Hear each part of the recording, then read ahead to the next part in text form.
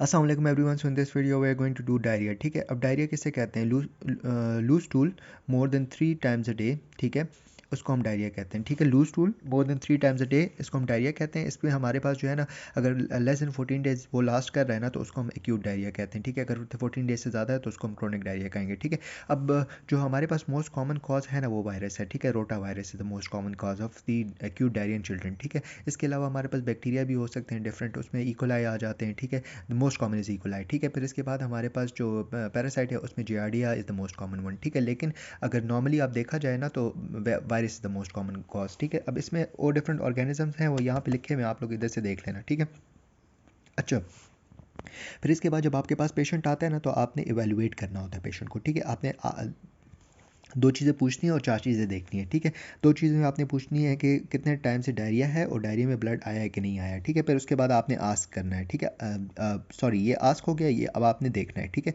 अब देखने में सबसे पहले आपने पेशेंट का थर्स्ट लेवल देख लेना है। ठीक है, इसके अलावा आपने देखना है पेशेंट की स्टेट क्या है, कॉन्शियस है, इरिटेबल है, रेस्टलेस है, किस तरह का है। ठीक है, आइज़ को देख लेना है और स्किन को देख लेना है। ठीक है, अब यहाँ पे आ जाओ।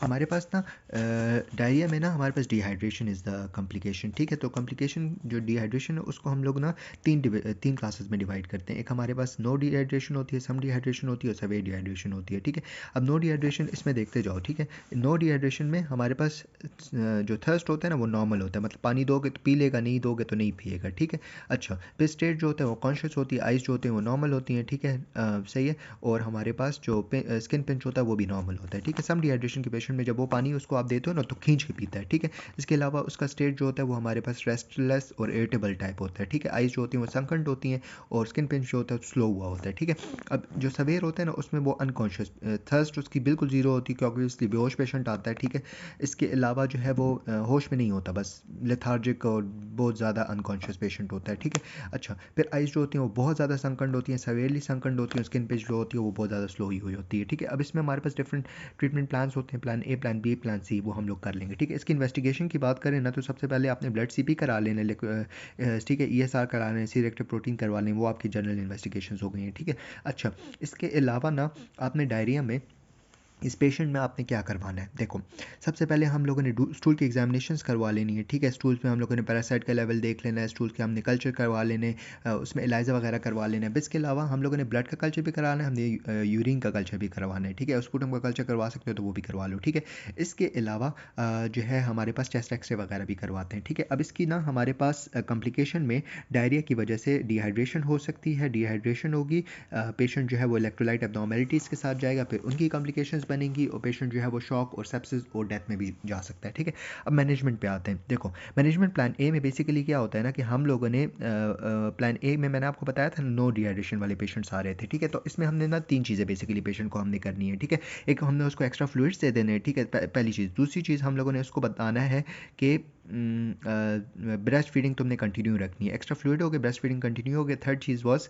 कि उसको आपने कहना है कि कब वापस आना है आपने हॉस्पिटल। ठीक है, देखो, अगर 2 साल से छोटा बच्चा होगा ना, तो उसको हम लोगों ने 50 to 100 ml after every stool आपने उसको जो है ना वो पानी देना है। ठीक है, और अगर 2 साल से ज़्यादा है तो 100 to 200 ml of fluid after every stools. ठीक है, फिर इसके बाद हमने पेशेंट को बोलना है कि मदर को बेसिकली बोलना है कि आपने जो है वो ब्रेस्ट फीड करवाते रहना। अगर वो बच्चा ब्रेस्ट फीड नहीं करता तो आपने उसको मदर को ब्रेस्ट जो दूध है उसको डाइल्यूट करने का तरीका बताना है। ठीक है, इसके अलावा उसको आपने बोलना है कि आपने बच्चे की डाइट कंटिन्यू रखनी है। ठीक है, इससे नहीं है कि बस उसको बिल्कुल बस ओआरएस पे चलाते रहो। ठीक है, इसके अलावा आपने उसको बताना है कि वापस आपने कब आना है। ठीक है, अगर आप नॉर्मली आप 5 डेज़ में वापस आ जाओ। ठीक है, और जो है वो अगर कॉम्प्लिकेशन कोई डेवलप होती है तो आप अर्ली एज पॉसिबल भी आ सकते हो। ठीक है, इसके अलावा आपने जिंक के सप्लीमेंट्स दे देने हैं। ठीक है, और जिंक के सप्लीमेंट्स को नहीं बोलना है। ठीक है, और इसके अलावा आपने ओआरएस के 2 साशे देके घर भेज देना, उसको तरीका भी बताना है कि कैसे यूज़ करना है। ठीक है, इसके बाद हम प्लान बी पे आ जाते हैं। ठीक है, प्लान बी में बेसिकली होता क्या है ना, कि हमारे पास फर्स्ट 4 आवर की ट्रीटमेंट होती है। ठीक है,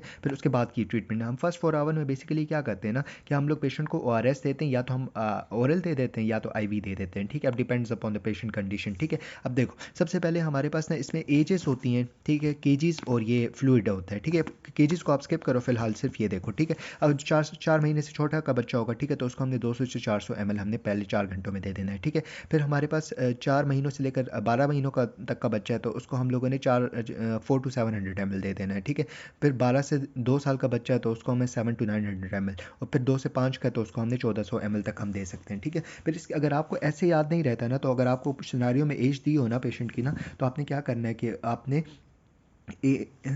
केजी सॉरी वेट दिया हुआ है ना, तो वेट को आपने मल्टीप्लाई कर लेना है विद 75। जब वेट को आप 75 से मल्टीप्लाई कर लेते हो तो अमाउंट ऑफ ORS आ जाता है जितनी रिक्वायर्ड होती है, ठीक है। अच्छा, अब फिर 4 आवर के बाद आप पेशेंट को असेस करते हो, ठीक है। अगर 4 आवर के बाद पेशेंट की कंडीशन अच्छी हो गई है ना, तो आपने पेशेंट को प्लान ए में शिफ्ट करवा देना है और पेशेंट को घर भेज देना है। अगर नहीं होता तो आपने ये जो आपने अभी ये किया था ना, हमने रिपीट करवाना है, ठीक है। और फिर सेम प्रोसेस आप करते रहोगे जब तक उसकी डिहाइड्रेशन का लेवल जो है वो अच्छा नहीं हो रहा है, ठीक है। फिर प्लान सी पे आ जाते हैं। प्लान सी में हमारे पास सबसे पहले आपने क्या करना है, अभी लाइन मेंटेन करनी है। अभी लाइन मेंटेन करने के बाद आपका एक ट्रीटमेंट प्लान होता है, 100 ml आपने देना होता है, ठीक है।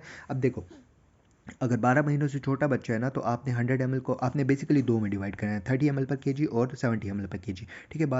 12 महीनों से छोटा है तो 30 ml हमने 1 आवर में देना है, और बाकी जो हमारे पास 70 ml बच गए वो 5 घंटों में देना है। और 12 महीनों से बड़ा है तो हम लोगों ने उसको 30 मिनट्स और 2.5 आवर्स में कर लेना है, ठीक है। लेकिन ये प्लान हम लोग नॉर्मली फॉलो नहीं करते क्योंकि पेशेंट इतना डिहाइड्रेटेड होता है, तो हम बस कोशिश करते हैं कि जितना पानी उसको चढ़ा सकते हैं चढ़ाएं, क्योंकि वो डिहाइड्रेशन की वजह से डेथ भी हो सकती है उसकी, ठीक है। तो ये आपने एग्जाम पॉइंट ऑफ व्यू से याद रखना है, ठीक है।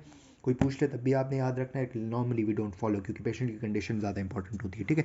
अच्छा, फिर इसके बाद जब आपने ये कर लिया है 100 ml वाला किस्सा, तो फिर आपने रीअसेस कर लेना है पेशेंट को, ठीक है। अगर पेशेंट इंप्रूव हो रहा है तो आप ओरल पे शिफ्ट कर लो, ठीक है। अब ओरल में हम ORS देते हैं 5 ml पर केजी पर आवर, ठीक है। अच्छा, फिर इसके बाद आपने ना बेसिकली तीन चीज़ें आपने करनी होती हैं। एक डेफिसिट फ्लूइड जो लॉस हुआ है उसको आपने ठीक करना है जिसके साथ पेशेंट आया है, ठीक है। एक जो नॉर्मली अभी पे लॉस हो रहा है उसको आते हैं कंकरेंट लॉस, है ना। कंकरेंट लॉस के लिए आपने 5% डेक्सट्रोज, 0.5% नॉर्मेसालाइन एंड कितना देना है, 75 ml पर केजी पर आवर दे देना है, ठीक है। अच्छा, फिर इसके बाद हम लोग आ जाते हैं मेंटेनेंस थेरेपी पे, ठीक है। मेंटेनेंस थेरेपी बेसिकली ना हमारे पास 5% डेक्सट्रोज, 0.5% सेलाइन एंड 100 ml पर केजी पर आवर दे देते हैं। फिर इसके बाद पेशेंट में अगर कोई न्यूट्रिएंट्स की डिफिशियंसी होती है, जैसे पोटेशियम हो गया, सोडियम बाइकार्बोनेट वगैरह हो गया, ठीक है, तो उसको भी आपने करेक्ट करवा लेना है, ठीक है। एंटीबायोटिक्स की ज़रूरत है वो दे दो।